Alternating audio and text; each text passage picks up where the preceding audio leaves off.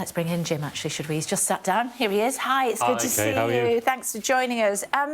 The former ambassador to Japan, sat where you were in the last hour, and he was saying, he was talking obviously about the Prime Minister being in Japan, and he was making the point that Brexit has had an impact.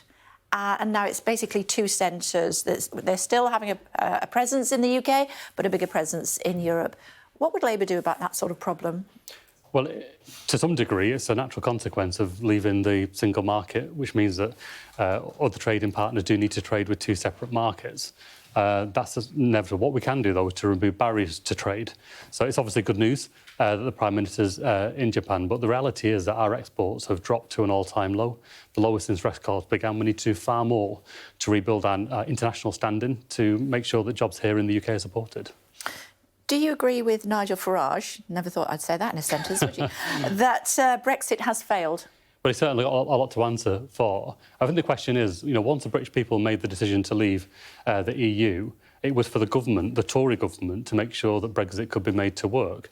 And they haven't done that. I think the way that they've been so kind of embroiled in their own internal rows in the way that we see on many other issues has meant Britain hasn't made the progress that it should have made. So we've been very clear that we respect the result of the referendum. We want to make Brexit work for working people. And what is it that the boss was actually saying yesterday? Because obviously it's, and a lot of the papers this morning, basically depending on which side of the argument you're on, he wants to more or less rip up Brexit and start again. Well, I mean, he certainly hasn't said that. He's been very clear that the agreement is a framework and it's a starting point, but it's not the end because there are naturally gaps that we need to fill. If I give you one example in my own area, veterinary agreements. The reason why farmers in Northern Ireland struggle to trade with Great Britain is because the veterinary agreement isn't in place. And that's the same reason, by the way, that farmers in Great Britain can't trade with our European partners either. A veterinary agreement in place would reduce red tape and allow us to trade on a competitive basis. That's just one example of where we can fill the gaps, and the rules about security, on science and technology, where we just need to work in cooperation and partnership. What about free movement of people? Well, Kay's been very clear that that isn't on the table. That's not something that we're going to return to. And in the end, what we need to do is almost to take the politics out of it as much as we can do. I understand this is quite a charged debate, but to say, well, what does the economy need? How do we build a Britain that can thrive in the future, where we go away from that 13 years of decline and depression to a point where people can be hopeful and optimistic for the future? And that requires a strong foundation and for us to respond to what businesses are saying.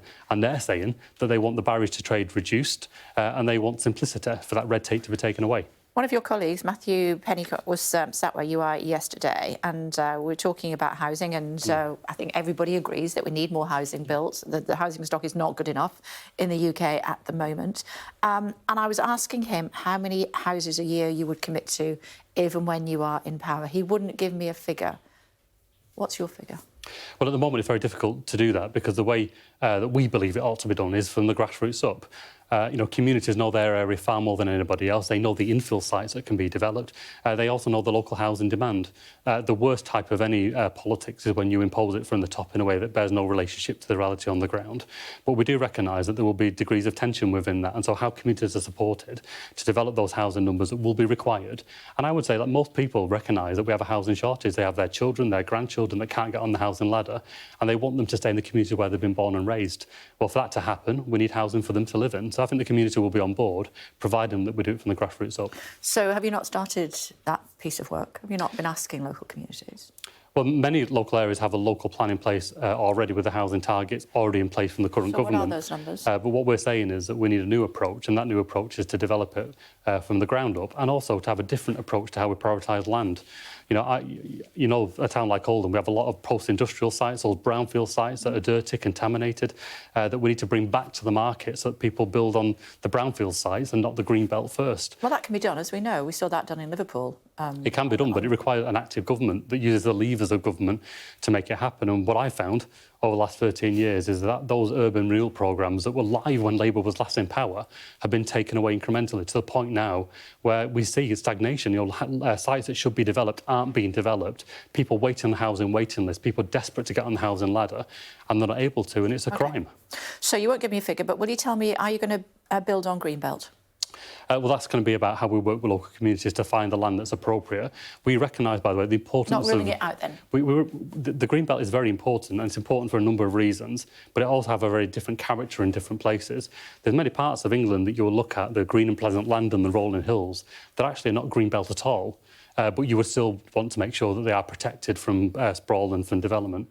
There are others where they're actually a very important buffer in between urban developments that separates town developments, and they're very important for access to nature and to give people quality of life. And so it's got to be right for the local circumstance, which is why I say it's got to be built from the ground up. So you're ruling out building on greenbelt? It's about how we work with local communities to find the right place for development to take place. Well, if you're saying that it's got to be about how we work with communities to make it happen and develop a plan that's right for them, you've got to allow flexibility in that plan. OK, talk to me about what's going on with dumping sewage into our waterways. I mean, when people start to read about the sort of stuff that's being carried out, it's basically criminal. Well, it is criminal, and it ought to be criminal. Actually, we announced at a conference in September that we would make it a criminal offence with tough sanctions in place for water bosses who didn't comply with the law. The problem is that the Conservative government, after 13 years, have legalised the dumping that's taking place. You know, dumping that used to be illegal is now legalised, and we want to see an end to that. We actually brought forward a bill in Parliament to end the Tory sewage scandal by 2030. That would be automatic fines, mandatory monitoring, and a legally binding target to end it by 2030. And the Tories voted that down. And I think it's a bizarre situation now where the water companies are saying, you know what, hands up, we apologise for what's going on. It shouldn't have happened and we want to put it right. It's a first step. It's definitely not the end. But where are the government on this? Now, the government have levers of power where they could outlaw the dumping that's taking place today. The second thing I would say was, well, who's going to pay the price? You know, these water companies have taken £72 billion of dividend payments out, and they should be made to put the system right.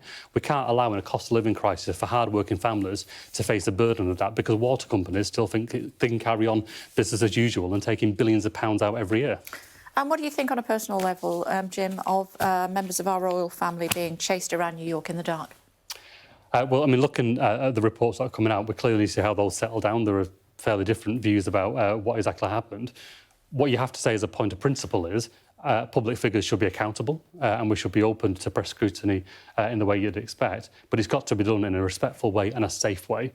The other thing to say on a human level is, you know, for Harry himself, you know, we can't take away his past and his personal trauma on this. And so, you know, what might seem one experience on the pavement, observing it passing by, can be a very different experience if you're the person in the car with anxiety that almost certainly he felt.